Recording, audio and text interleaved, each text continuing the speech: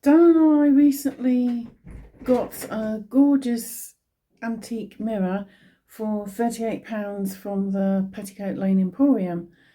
It's for our spare room, which is our new music room and occasional guest room.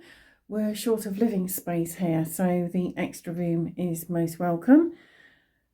And we already have a mirror, but it's not very big. It's not big enough. Our rooms are not particularly sizable, so we needed something that made the room look bigger. This is what we had for £38. Isn't that beautiful? Now you can see there's some of the fancy work missing from these edges in particular. It's going to have a repaint and we'll fill in any bits that need it, like that. This is a sizable upcycling restoration job, but not impossible. Now this mirror, we've got to take the glass out, and it's been wedged in with pieces of wood so it doesn't fall out. So I'm using a chisel or something, or a knife, I'll get this out. Yeah. And then we've got the frame which we can work on. We'll do the mirror another time. Yes, quite, yeah. So I'm now gently removing these wooden wedges with a snap-off craft knife. You have to be careful with this because we don't want to break the glass and give ourselves 7 years bad luck. So then we just ease it off. They're stuck on with animal glue. So that's one side done. So we're going to turn it over and repeat the process. And then we're going to go all the way around, and hopefully it'll come out without any argument. Well then, babe, how old do you think the mirror is? I'd say it'd be about 100 years old, 1900 perhaps. That's what I was thinking, maybe about 1909, 1908. That, yeah. 1908 kind of resonates with me. Yeah. But it's an antique. I mean, it looks at some stage like the glass has obviously been repaired or replaced. That's newish paint, isn't it? Yeah. But the actual frame is very old, you can tell. Yes, it is very old. I wonder what stories that could tell. What do you think, babe? Quite a lot of stories. There's getting quite a lot of psychometry energy off it. Oh, yeah, well, tell me about that. Nothing I can actually pick up. It's just lots of different energies of different people and where it's been. We bought this from the Petticoat Lane Emporium. Yes, we did, yes. £38. £38. So if you pick something up, you'll let me know. Yes, of course. Sometimes it's a while before a piece of furniture speaks. Yeah. But they all speak eventually, in one way or another. So that's that. Ready? So I'm going to try and take this out gently. There's one more piece left on the corner here that we haven't removed. Right. I'm going to take this out. I'm going to support it in my hand, so just in case the glass falls forward, which it shouldn't do, but you never know.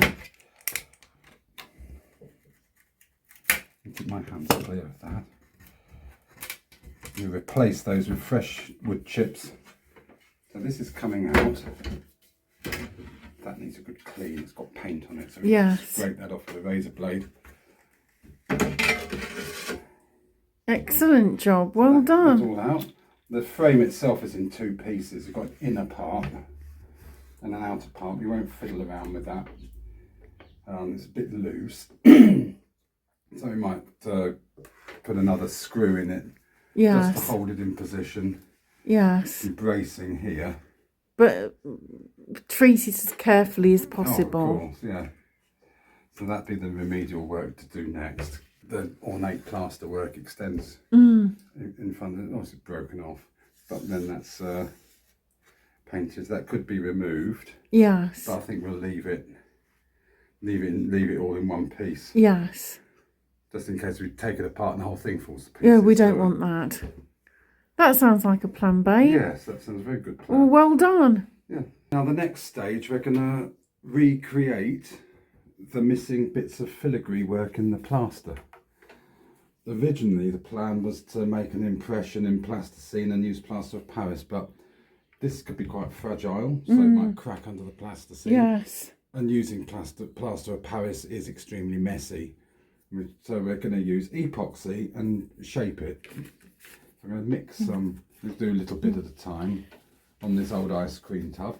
And Dan was a design technician for museums in West London. Yeah, so I was at Gunnersbury Park Museum. And He's done the restoration work, done similar things to this. And I've done interior design, so between us. Yeah. And I've done French polishing, so between us, we're a team, aren't we? Yeah. So I'm mixing in the epoxy and the hardener. It's really rather smelly stuff, this. I know how you're just doing a bit at a time. Yes, because it goes hard. We don't want to waste it. How long does it take to harden off? Probably about half an hour. That's not long. Not sure what the working time is. It might say that on the tin. It's the same with putty, you know, in French polishing. Yeah. It hardens off fairly quickly. Yeah.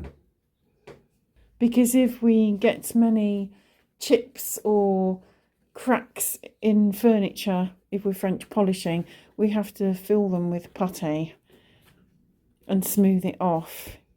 And again, you only have maybe half an hour if you're lucky. Yeah. Sometimes not that long. So what I'm going to do is I'm going to fill in this part, roughly. There's a around here. And then what we'll do is we then shape it, we then sand it, start working with plasticine. Yeah, that is really rough. Yeah. And then we sand it.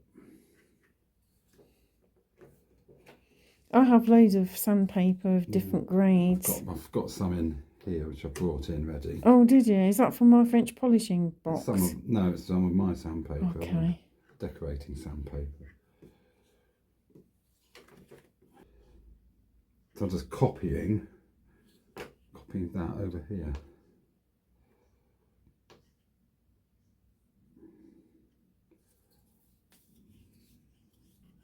It's all going to be repainted anyway. Yes, it is. That's my speciality. Yeah.